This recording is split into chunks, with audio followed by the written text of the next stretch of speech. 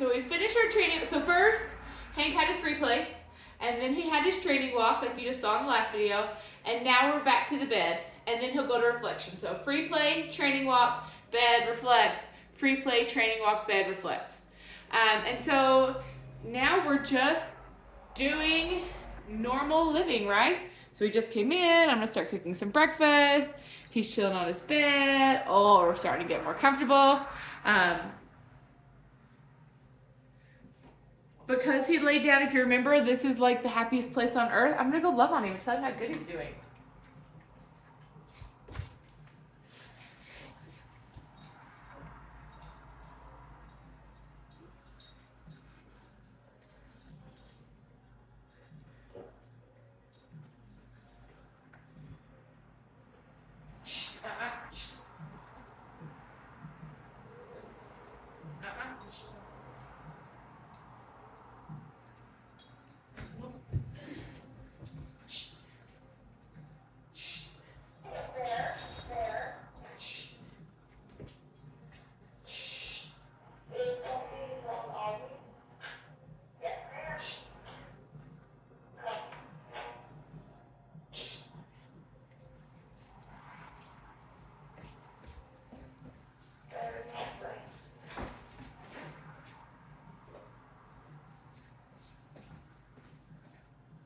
So there you saw Woody came over to visit whenever I sat down to love on Hank. So you saw a couple things.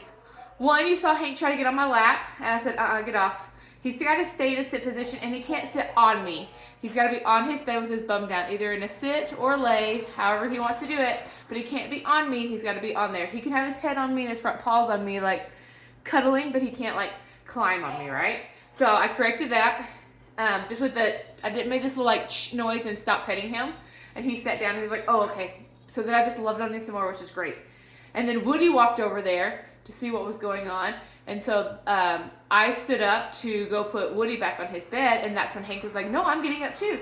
And so what you saw me do, just standing in front of him like this, or however you want to do your hands, I'm applying distance pressure, right? So if you're Hank, I'm applying pressure to you, And then as soon as he sat back down, I opened up that pressure, softened my overall tone, and then like moved my body away, like, oh, perfect, right there. So I'm just applying that pressure, and then as soon as he's done, I'm done also.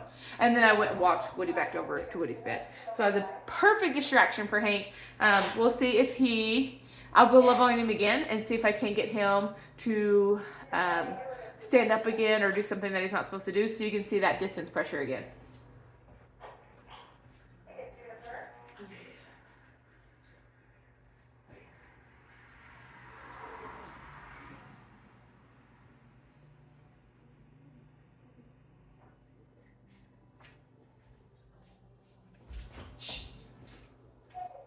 So here I'm applying distance pressure.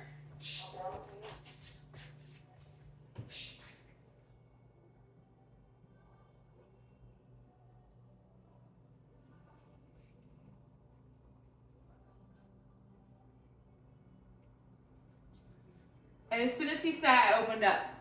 So when applying that distance pressure, you notice I moved. I'm actually staying in front of his face. So wherever he goes, I was moving. And he started like, when my hands were down like this, he started sniffing my hand thinking there's a treat or something. So I just picked my hands up like, no, I'm not doing treats. Like, we don't do treats. I'm just applying distance pressure. So then I just stood there. And you could see it took probably 20 seconds for him to actually put his bum down. That's okay. Sometimes it might take 15 minutes.